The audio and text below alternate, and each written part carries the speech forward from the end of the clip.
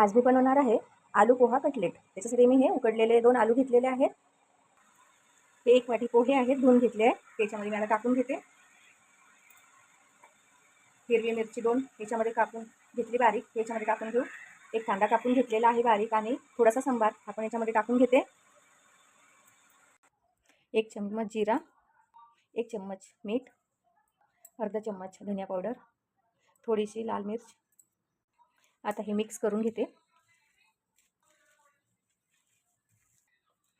असा पूर्ण हे मिक्स करून असा एक गोळा करून घ्यायचा आणि आता याच्या असं तेल घ्यायचं हाताला।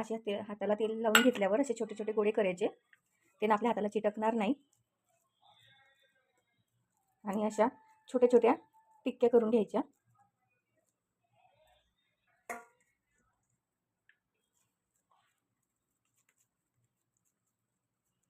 अशा पूर्ण मी एकसाथ करून घेते।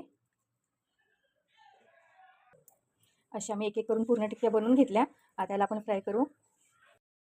आता मी हा पॅन गरम करायला ठेवला, याच्यामध्ये थोडंसं तेल टाकून घेते। थोडंसं असं फिरून घेऊ। आता तेल गरम झालेलं आहे, याच्यामध्ये मी असे थोडे तीळ टाकून घेते। त्याने थोडी चव पण छान येणार आणि दिसायला पण छान दिसते। याच्यामध्ये अशी एक एक टिक्की ठेवून घेऊ।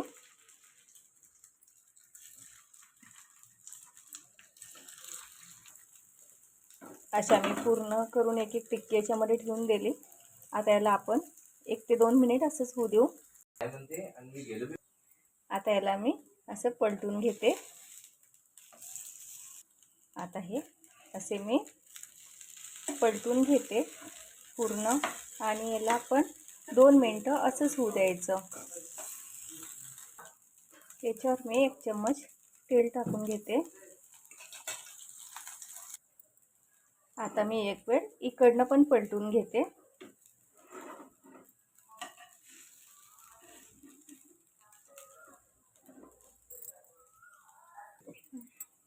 आता हे झालेले आहेत, हे आपण एक एक करून काढून घेऊ।